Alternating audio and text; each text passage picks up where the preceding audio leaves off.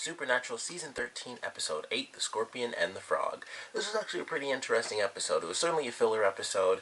I have to assume that we were introduced in this episode to a character that most likely will return in a future season, in Alice the Safecracker. But it was pretty interesting. It kind of had very small ties to the main arc of the season so far, and of course that is Sam and Dean are still trying to figure out where Jack is. They, of course, don't know exactly what happened with Cass. They just assume, oh, he's still out looking as well. So we don't really know what to do. We got to figure something out. And then they end up getting a call from the demon Bart.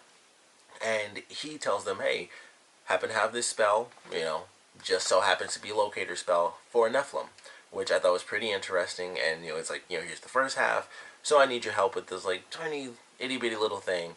And you'll get the second half. So, of course, they end up agreeing to do it. Turns out that it's this heist with the two of them, Alice, the Safecracker, and then a demon whose name I totally forgot, but he's dead anyway. And so it's like, alright, so they go through the process of,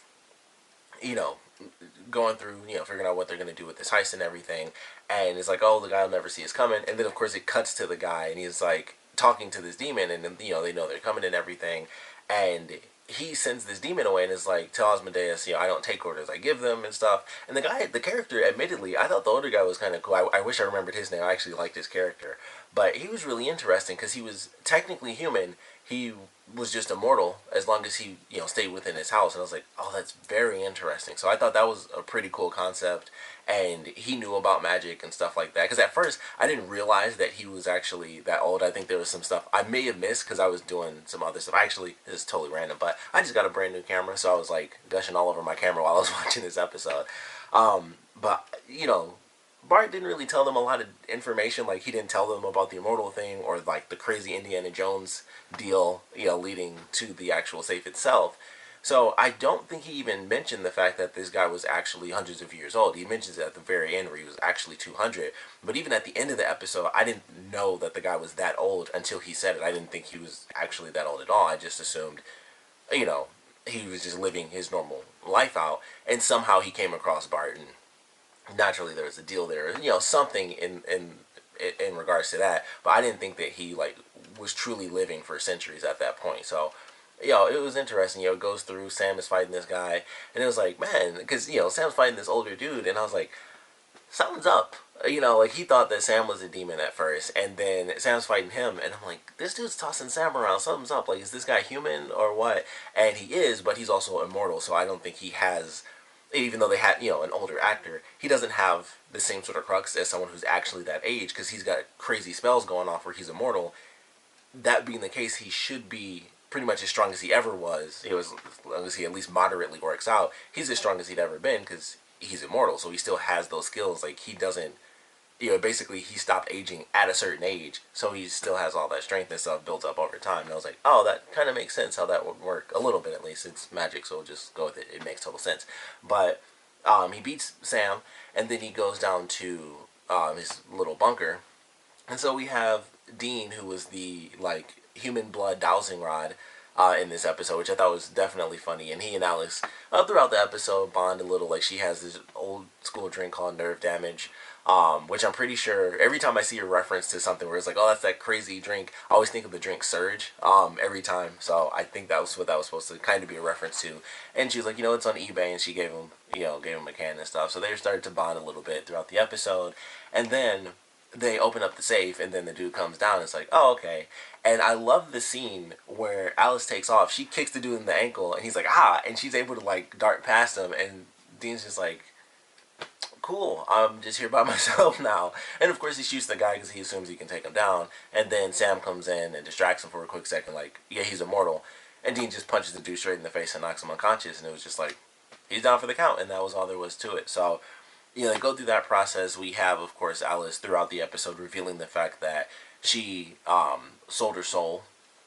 And the deal that she actually has with Bart is that as long as she actually does the deals, or she does the jobs that he kind of gives her, she actually gets to keep her soul. And he even pays her. So I was like, wow, he's kind of doubling up on this deal, because it could have easily just been, just do this and I won't take your soul. But he actually pays her for the jobs as well. And I was like, wow, in a really odd way, he's doing way more than he needs to.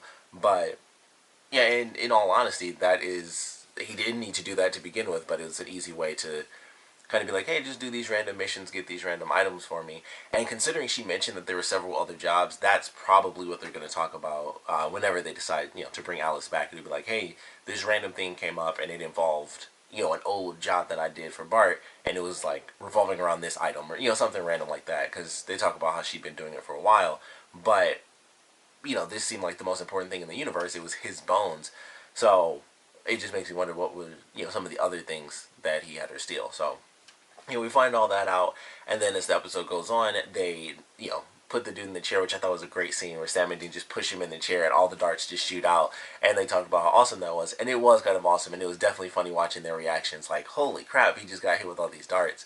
So, they're able to get the safe open, because she actually does end up coming back. She's threatened to, of course. So, she ends up going back, they're able to get the safe, or get the little chest, and then, of course, driving in the car, the dude's in the pickup truck, and he's driving towards him. Sam shoots out one tire, which, in all honesty, I thought it was so weird that that's what made the guy stop, because he's, like, trying to, back them up, pretty much. And Sam shoots out one tire, and the car turns, and it stops, and I was like, I mean, the car could have kept going. If he was trying to ram into them, it would have taken more than, one bullet. So, he stops the car and gets out, and it's like, you guys have no clue what you guys are doing. Like, you are working with pure evil right now. It's like, go ahead and just open up the chest. Like, what he did to me, I sold my soul to save my son's life. And then, demons doing their thing. And it's like, my son died just a few years later, and Bart says, accidents happen, he can't be held responsible, so my soul ends up going to hell. And then I made a second deal, which, I gotta be honest, that was one of the coolest things about this episode, is that they brought up two things that we haven't seen in a fairly long time. And one, of course, is the idea of a human being going to hell and actually coming back, which was a huge deal. I mean, that changed the whole series, honestly, when that happened. So, that was really cool. I was like, holy crap, that's something that hasn't happened since Dean, and he was the only character that we've ever heard of, as far as humans, going to hell and back. So I thought that was really cool, and then like the whole crux of the episode when it gets to the end is that he actually has Bart's bones. Like, he has Demon's bones, which we've only seen, well, it may have happened more than once. I only remember it being with Crowley because, he was like the main character, but it's probably been in there for minor, lesser demons as well.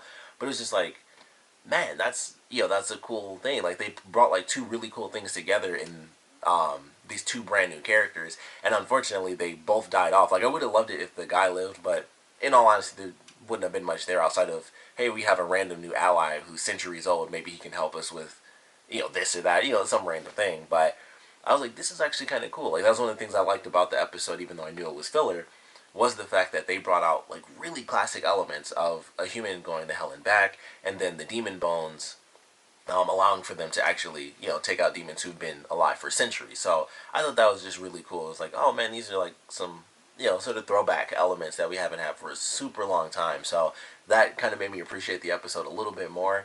And then, of course, they end up burning Bart's bones because they decide to save Alice over actually getting the second half of the spell. So she ends up burning it when she gets closer, and then, of course, as he's burning up, he's holding the spell and they aren't able to get it in time, so it burns up. But it doesn't matter, because in the promo, Jack was back anyway, so it was like, alright, everything's going to work out fine. He'll be back next week. But I thought it was pretty cool. I was like, alright, like I said, we knew it was a filler episode. There wasn't even a second storyline in this. It was just straight up filler, and that was it. We didn't even see Asmodeus, even though he's referenced. We don't even get to see him. He was referenced twice, actually, by the demon that gets killed by Bart in the beginning of the episode, and then when the older guy is talking to the other demon, they reference, it's Asmodeus. So we don't even get to see him and his relation to this story. It was really a super contained story outside of the fact that Alice lived. And as we all know, like, every character that ever lives always has to come back at some point, even if it took, they recently did it this season. Even if it takes, 12 years to do it, a person is going to come back in an episode at some point. So aside from that happening, next season or maybe 2 seasons from now, however many, we end up getting, this is super contained, slight nods to the main story arc with them, of course, doing it because they want to find Jack. But other than that, it was just a contained episode, had some cool elements, and it was a fairly decent filler. I'm very excited because next week is the mid-season finale, so I'm incredibly excited for that. Based on the promo, it seems like they do end up going to the alternate Earth. So I can't wait to see how that ends and how this second half is going to kick off, because I know we're going to get characters from the alternate dimension coming to Sam and Dean. So I cannot wait to see how all that madness plays out. We still have Ketch, him with Osmodeus, and how that's going to play out. Him having, of course, captured both casts as well as Lucifer. So there's like a million things to look forward to in this mid-season finale. So I'm definitely excited for that in the second half of the season. But of course, I want to know what you guys thought about this episode. So please comment below. Let me know your favorite parts about it, least favorite parts about it. And of course, with us going into the mid-season finale, I would love to know your theories on it. What are we going to see? Who's going to escape? Who's going to get captured? I would assume, they're going to end up saving Mary. But I don't know. You never know how it's going to play out, how they're going to switch things up. I know this would never happen, but it would be really cool if they got the alternate dimension Kevin and then Asher Chow was in the show again. That would be really sweet, but I know that won't happen. But yeah, I would love to know your theories on how the mid-season finale is going to play out. We got Cass and Lucifer being captured. Jack comes back into the fray with Sam and Dean. They seemingly, based on the promo, all go to the alternate dimension to save Mary. So there's a lot to look forward to with that. And then, of course, if they go there, then I'm assuming other people can come back. So I'm definitely looking forward to it. Like I said, want to know your theories for the mid-season finale. And definitely want to know what you guys thought about this episode in general. So please comment below, let me know. And thanks for watching.